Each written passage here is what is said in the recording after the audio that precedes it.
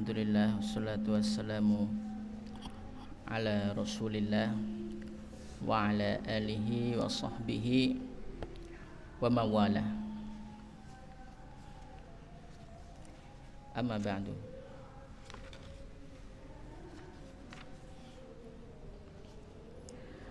Kita lanjutkan kajian kita.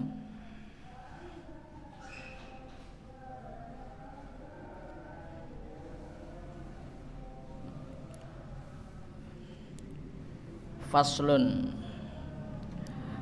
Al-ishtighalu bil ilmi khairum minal ishtighali bin nafilati. Al-ishtighalu utawi sibuk bil ilmi kelawan ilmu khairun itu lebih baik minal ishtighali daripada sibuk bin nafilati dengan amalan sunnah.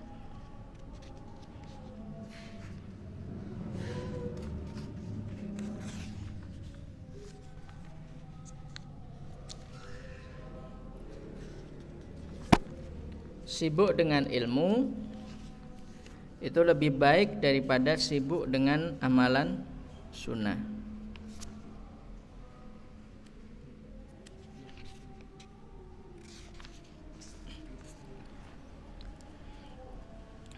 Wa qad yaqa'u, dan terkadang terjadi li ba'di man maring sakwenehe wong yakilu kang kedik apa fahmuhu pemahamane man annal amala setuhune amal iku afdalu luweh bagus utama minal ilmi daripada ilmu. Terkadang bagi sebagian orang yang pemahamannya itu pendek, itu mengira bahwa amal itu lebih utama daripada ilmu.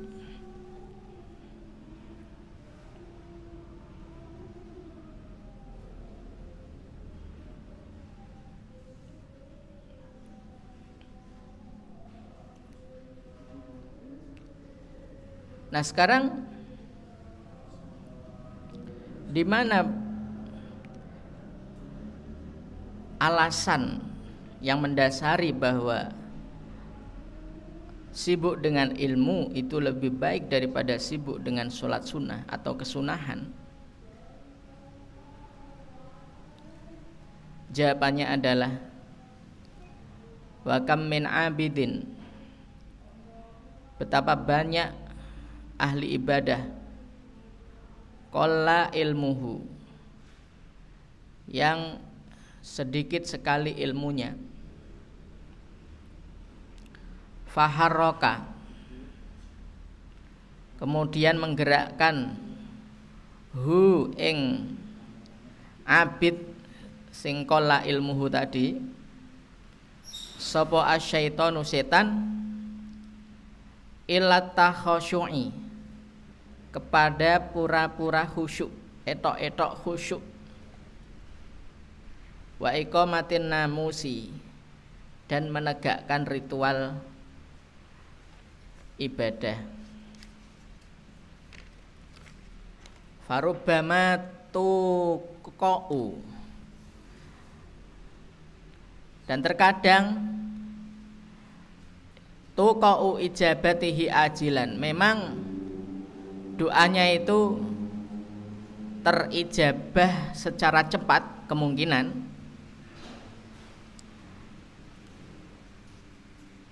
limakani ma ya'taqiduhu minal jahilahu indallah, karena apa yang dia yakini di sisi Allah.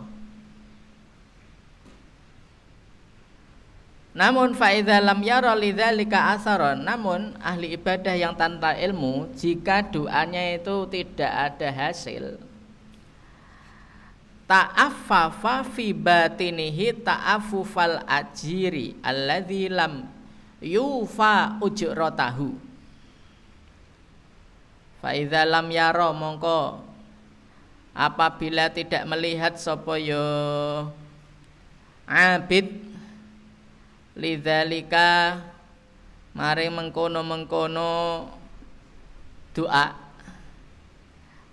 asaron ing labet atau bekas, ta'afafa mongko gremeng, ta'afafa mongko gremeng sapa ya abid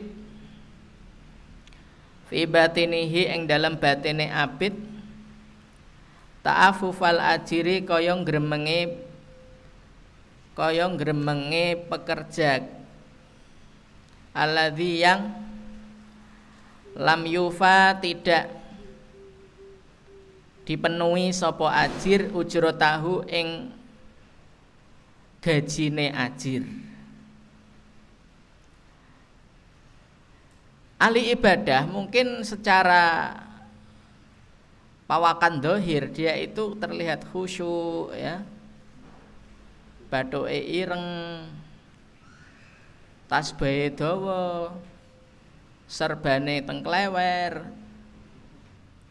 sampai sarunge ngepir karena saking sering buat sholat, zikiran terus-terusan, melek kuat dari jam 9 malam sampai jam 3 pagi, tahajud, tetapi tidak dibarengi ilmu. Ya mungkin kadang doanya itu ada yang diijabah secara segera oleh Allah, tetapi ketika dia melakukan hal itu terus nggak ada hasil, maka dalam batinnya itu dia menggerutu. Seperti menggerutunya itu, kok aku wis koyok ngene, kok Gusti Allah gak ngekei ganjaran, gak ngekei apa jenenge, tidak ngasih hasil yang tampak. Saya sudah begini rekodoyoku, usahaku rina wengi ngibadah, witir, tahajud, duha, Senin Kemis, lek perlu poso Daud, pengenku hajatku bendang kasil, kok nandang kasil-kasil ki jane piye to iki Gusti Allah. Orang yang ahli ibadah tanpa ilmu pasti nggerutunya kayak gitu, seperti nggerutune pegawai sing gajine belum dikasih secara penuh. Iki bosku piye to iki, wis mulang ya ono ya hene, semergawe ya ono ya hene, gaji enggak dikasih cuma separuh. Nah, jadi menggerutu. Wa kullu hadhil afati sababuha qillatul ilmi. Wa kullu hadhil afati utawi sekabehane ikilah pira-pira afat bencana, sababuha iku utawi yo sebabe afat qillatul ilmi iku kedhike sedikitnya ilmu. Semua bencana, semua musibah yang seperti tadi itu sebab utamanya adalah sedikitnya ilmu. Walaqad hasana iblisu li aqwamin katsirina,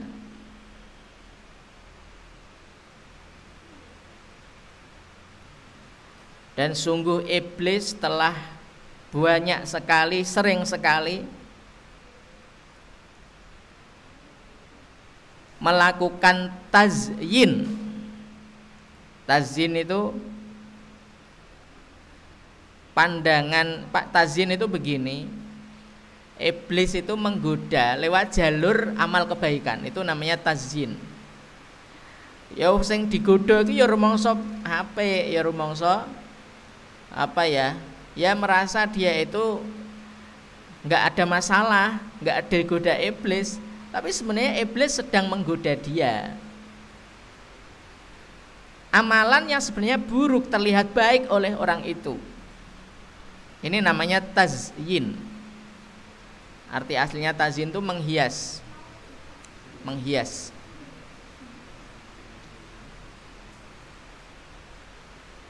Dan itu sering terjadi. Dan hanya orang berilmu lah yang mampu untuk memahami godaan iblis yang terselip ke dalam amal yang sebenarnya jelek tapi terlihat baik. Hanya dengan ilmulah cara mengetahui itu. Makanya iblis itu paling guweting sama yang namanya ilmu.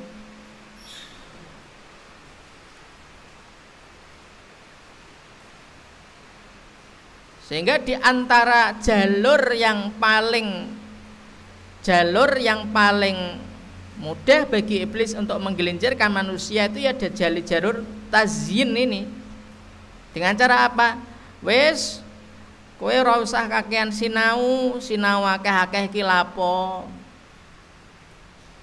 Sementing kuwi ibadah, nyembah ning Gusti Allah, zikiran, ngamalke zikir-zikir sangka kiyainmu.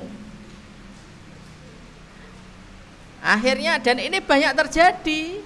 Akhirnya banyak itu kiai-kiai yang hanya fokusnya ke kitab apa jenenge? Tanwirul Qulub. Sudah selesai, sudah puas. Wis Tanwirul Qulub lah, sementing masyarakat kene wis ngajeni aku. Nah, akhirnya sudah cukuplah sampai situ. Tidak mau dia itu isdiyat minal ilmi, menambah ilmu lagi. Akhirnya dia itu tidak lagi menjadi ahli ilmu, berubah status menjadi ahli ibadah. Dan disitulah iblis akan melancarkan serangan. Pinternya iblis di situ, dibisiki bisikan-bisikan supaya berhenti dari ilmu. Wes sementing ibadah, akeh-akeh maca Quran, sementing kowe iki. Nah, jadi difokuskan di situ. Satu sisi dia tidak mau tolabul ilmi, dah selesai itu kitabe wis rumangsa wis khatam, karena dengan kitab Tanwirul Qulubnya dia itu sudah diajeni oleh masyarakat, sudah puas dia. Hanya dengan kitab Safinatun Najahnya dia sudah mendapat kedudukan tinggi di kampungnya. Akhirnya sudah berhenti dari tolabul ilmi. Itu adalah termasuk godaan iblis. Siapapun yang merasa puas dengan ilmu yang dia dapat, sehingga dia kemudian tidak lagi terpacu untuk semangat dalam belajar ilmu, itu adalah salah satu tanda iblis sedang menggoda dia. Itu adalah tanda bahwa iblis sedang mencekram hatinya untuk digelincirkan.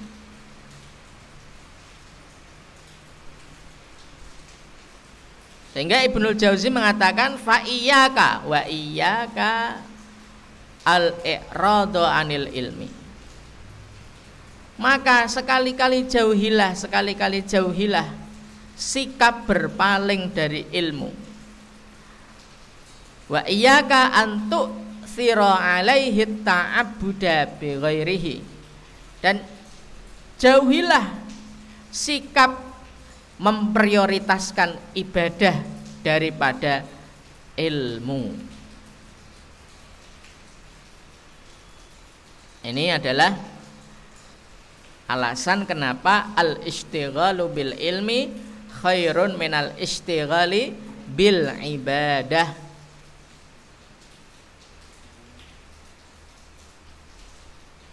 Fadilatut ta'allumi. utawi iki iku bab kang nerangake keutamaan belajar. Nah, kemarin kita membahas keutamaan ilmu, sekarang keutamaan belajar, keutamaan ngaji, keutamaan tolabul ilmi, keutamaan hadir di majelis ilmu. Karena nggak semua orang tuh dibuat ringan untuk hadir di majelis ilmu. Ketoke sih hadir di majelis ilmu sih perkara gampang, tapi ora kabeh, tidak semua mendapat nikmat itu. Yo kadang ada orang yang semangat cuma mung mulut tok yang semangat ngaji tetek wek tetek duwek. Nyatane angger ngaji ora tau ketok. Oh nek ketok paling ya keri, gitu. Nah, keri bergawe sintek. Jadi belajar itu memang emang terlihatnya ringan, tapi sebenarnya itu sulit. Maka kalau ada orang yang sudah semangat belajar ya harus didukung. Aja malah dikai jangan malah digelincirkan dihalang-halangi dari semangat belajar. Karena tidak semua orang itu mempunyai semangat belajar. Semangat belajar sendiri itu nikmat dari Allah Subhanahu wa taala yang tidak semua orang memilikinya dan mendapatkannya. Faqad qala Allahu ta'ala falaula nafara min kulli firqatin minhum ta'ifatul liyatafaqahu fiddin. Maka hendaklah berangkat dari masing-masing kelompok itu satu kelompok saja atau satu saja yang mau untuk tafakuh fiddin. Jadi paling tidak satu RT atau satu RW itu ada satu yang tafakuh fiddin. Nah, kalau sudah tafakuh fiddin nanti pulang ke kampungnya, kemudian waliyung dziru qaumahum idza raja'u ilaihim. Pulang ke kampungnya untuk menjadi mundirul kaum, menjadi pemberi peringatan terhadap kaumnya.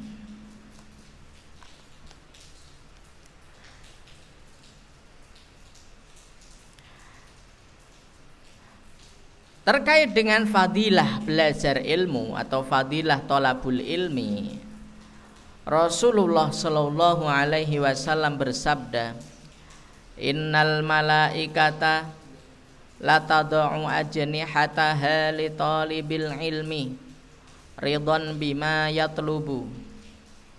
Innal malaikata setuhune malaikat latad'u itu sungguh meletakkan sapa ya malaikat ajnihataha ing pira-pira suwiwine malaikat, ing pira-pira sayap-sayape malaikat litolibil ilmi maring wong sing golek ilmu ridon krana ridho bima kelawan barang yatlubu kang golek sapa ya talibul ilmi ing ma.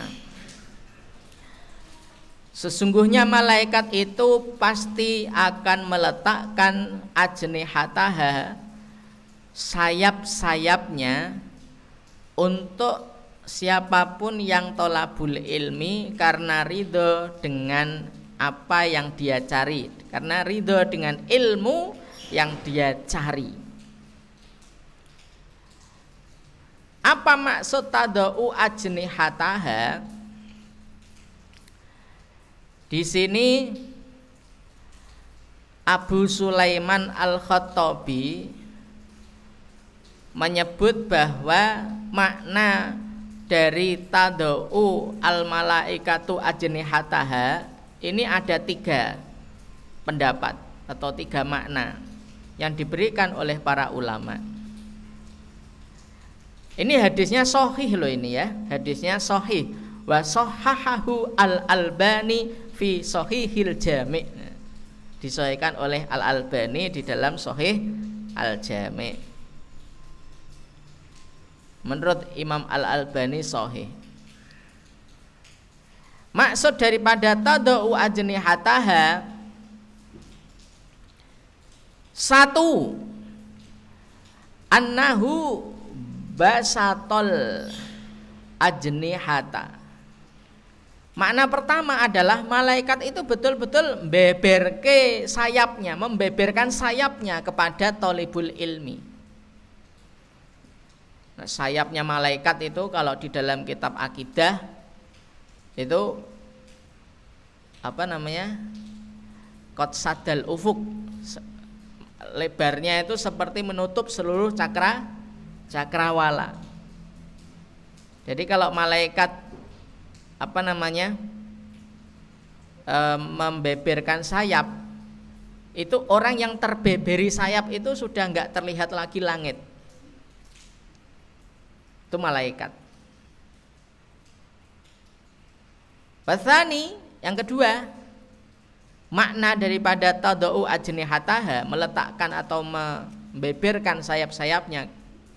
Yang kedua adalah bimakna tawadhu'i minal malaikati ta'ziman lit-talibi, ya.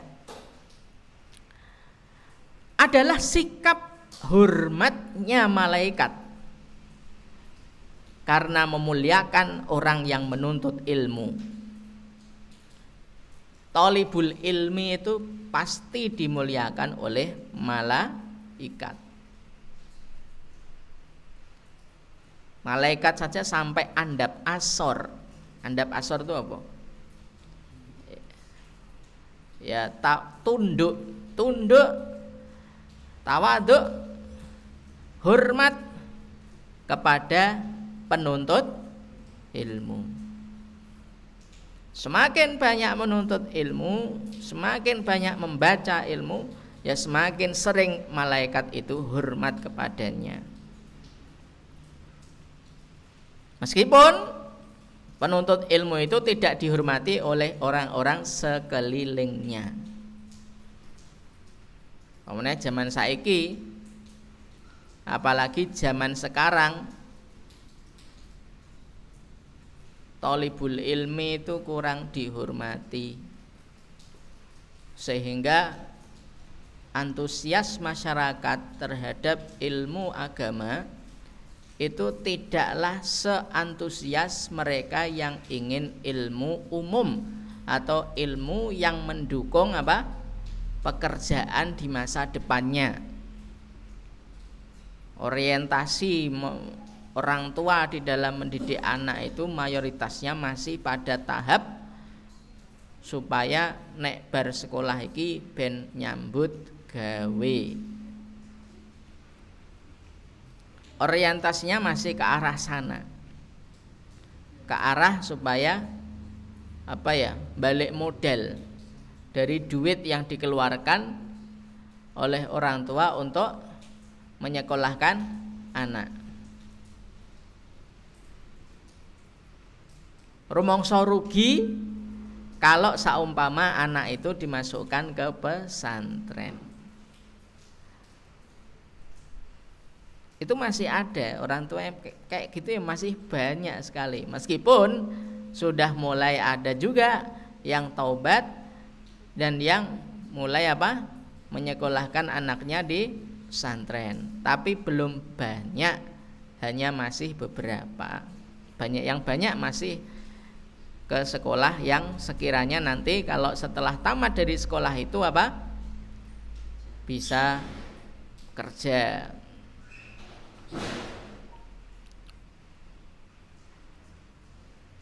Kemudian makna tadau ajnihataha yang ketiga adalah ayyurada bihin nuzulu inda majalisil ilmi. Yang dimaksud dengan tadau ajnihata adalah malaikat ikut turun dan hadir di majelis-majelis ilmu. Jadi kalau ada orang yang baca kitab, belajar ilmu, itu malaikat sing sadurunge mabur karo sayape iku. Mabur keliling. Ndelok, lho, kok ada yang ngaji, melu ah. Ikut hadir di majelis ilmu. Makna yang ketiga inilah yang diperkuat oleh para ulama karena selaras dengan sebuah hadis yang diriwayatkan oleh Imam Muslim, ma min qaumin yadhkurunallaha illa haffaz bihimul malaikah. Tidaklah ada kaum yang yadhkurunallah, yang menyebut-nyebut Allah, kecuali haffaz bihimul malaikah, mereka dikepung ini maksudnya adalah dikelilingi oleh malaikat dari segala penjuru untuk dilindungi. Jadi inilah faedah dari tolabul ilmi, mendapat perlindungan malaikat. Lengkapnya hadis wa dzakarahumullahu fi man indah. Di samping dikelilingi malaikat ketika ngaji, orang-orang yang ngaji ini juga disebut-sebut oleh malaikat, diviralkan, dicerita-ceritakan oleh malaikat yang tadi hadir majelis ilmu, dicerita-ceritakan ke penduduk langit. Jadi viral di sana. Meskipun ketika ngaji dia itu nggak paham, nggak paham, tetap disebut-sebut, diviralkan namanya di antara penduduk langit. Karena ada hadis juga, la yashqa bihim jalisuhum, itu hadisnya. Tidak akan rugi orang yang duduk bareng gabung dengan majelis ilmu. Tidak akan pernah rugi orang yang duduk bareng dengan penuntut ilmu untuk ngaji. Jadi meskipun dia itu tidak paham, tetaplah namanya itu tercatat di catatan malaikat untuk diviralkan ke penduduk langit. Apa meneh paham, apalagi paham. Itu hadis yang pertama. Kemudian riwayat lain, Rasulullah Shallallahu Alaihi Wasallam bersabda, man kharaja fi thalabil ilmi, man utawi sapa wonge kharaja lamun iku metu sapa man, metu sangka omah maksudnya, fi thalabil ilmi ing dalem mencari ilmu, fahuwa mongko iku utawi yoman fi sabilillahi iku ing dalem dalane Allah hatta yarji'a sehingga bali mulih sapa yoman. Barang siapa yang keluar dari rumahnya dalam rangka mencari ilmu, maka orang tersebut itu berada di jalan Allah sampai dia pulang. Jadi dia itu dicatat sebagai sabilillah, mujahid fi sabilillah, jihad di jalan Allah, tetap tercatat sebagai mujahid fi sabilillah. Sehingga ketika ada apa-apa di jalan yang menyebabkan dia itu meninggal dunia misalnya, maka dia tercatat mati syahid.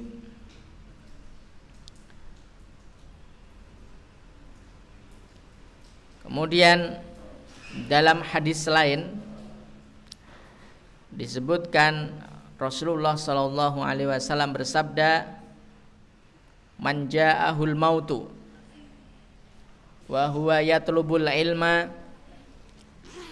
liyuhya bihil islama fa bainahu wa bainal anbiya'i fil jannati darajatun wahidah. Barang siapa yang didatangi kematian dalam kondisi dia mencari ilmu, dalam kondisi dia mencari ilmu,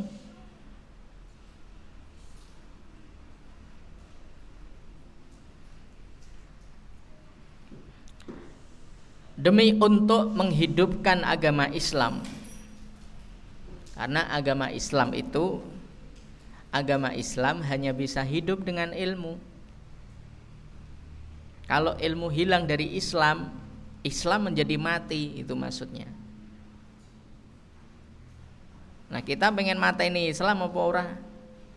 Nek pengen Islam ndang mati ya ora usah ngaji. Ya wong-wong sing ora ngaji padha wae mateni Islam.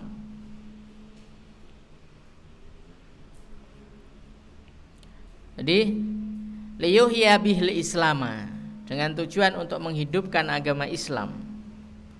Fa bainahu wa bainal anbiya'i fil jannati darajatun wahidatun. Maka jarak antara dia dan antara nabi di surga nanti adalah jarak satu tingkat. Satu tingkat di bawah nabi. Itulah pahala bagi orang yang meninggal dalam kondisi apa? Menuntut ilmu. Wa ammal atharu, anapun utawi asar-asar sahabat. Faqad qala, mongko teman-teman dawuh sapa Ibnu Abbas, Zulliltu taliban fa'uzziztu matluban. Ibnu Abbas mengatakan, dulu ketika aku masih menuntut ilmu, itu aku dihina-hina. Kemudian setelah itu fa'uzziztu matluban, aku dimulia-muliakan dan dicari-cari. Wa qala Abu Darda'i, dan Abu Darda mengatakan, la an ata'allama mas'alatan ahabbu ilayya min qiyamil lailatin. Sungguh seandainya aku belajar satu masalah dari ilmu, satu persoalan ilmu, itu lebih aku sukai daripada sholat malam sepenuhnya, daripada sholat sunnah sepenuh malam. Ini Abu Darda. Jadi kalau Abu Darda ditawari antara dua, antara sinau ilmu dengan sholat semalam suntuk, semalam penuh, itu Abu Darda lebih mending pilih yang belajar ilmu meskipun hanya dapat satu masalah. Apalagi belajar ilmu dapatnya banyak masalah, nah itu lebih utama lagi. Wa qala aidon, Abu Darda juga mengatakan, al-alimu wal muta'allimu syarikani fil khairi. Wong alim dan wong sing belajar karo wong alim itu podo-podo oleh ganjaran kebaikan. Guru dan murid itu podo-podo oleh ganjaran. Wasairun nasi hamajun. Sedangkan manusia yang selain alim dan muta'alim itu hanyalah manusia sampah. Hamajun. Manusia apa? Sampah yang enggak ada gunanya itu.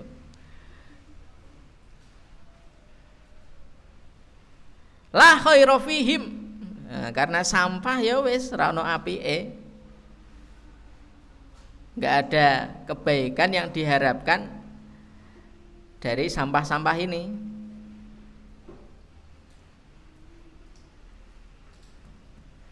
Hamaj itu sampah liar. Orang yang liar itu kan kayak sampah toh.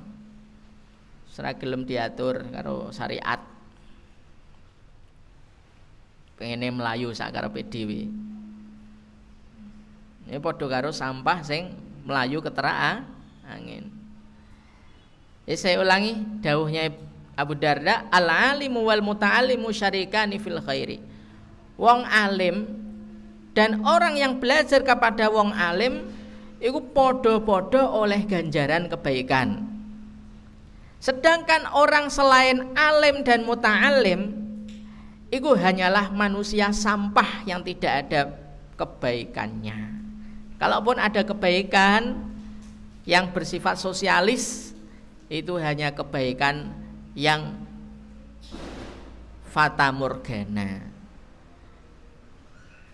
Wa qala aidon, Abu Darda juga mengatakan, kun aliman, dadiya wong sing alim, au muta'alliman, atau dadiya wong sing belajar ning wong alim, au mustami'an, atau jadilah mustami' pendengar ngajine wong alim, au paling tidak au muhibban, paling tidak mendukung mencintai wong sing ilmu. Wala takun al khamisah, jangan sekali-kali menjadi yang kelima. Kelima itu siapa? Wis ora alim, orang muta'alim, orang mustami', orang muhibban. Akhirnya fatah laka, maka kau akan hancur, maka kau akan rusak. Ini perkataan juga Abu Darda. Wa qala Luqman li ibnihi, Luqman berkata kepada anaknya. Perlu dipahami bahwa Luqmanul Hakim itu adalah manusia, adalah seorang yang lahir jauh sebelum Nabi Muhammad. Beliau itu soleh. Jadi beliau tidak umatnya Nabi Muhammad, tapi soleh, dan petuah-petuahnya itu sangat bijaksana sehingga diabadikan menjadi surat Luqman. Jadi dia itu adalah orang sebelum Nabi Muhammad.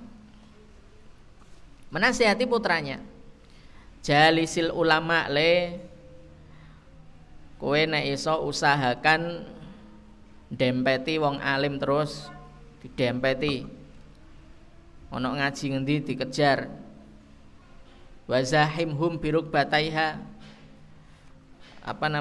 dipepet terus, pepeti orang alim itu dengan kedua dengkulmu itu, dipepeti. Fa innallaha yuhyil quluba binuril hikmah kama yuhyil ardo biwabilis sama. Karena Allah itu menghidupkan hati itu dengan cahaya al-hikmah. Al-hikmah itu ilmu, cahaya ilmu. Sebagaimana Allah menghidupkan tanah yang kering, tanah yang mati itu dengan air hujan. Kalau kita lihat, kalau musim kemarau, tanah pada kering itu, tanami apa ya mati, ora disiram, disiramnya jarang-jarang ya mati. Tapi kalau keturunan hujan, maka akan ini. Sudah maghrib.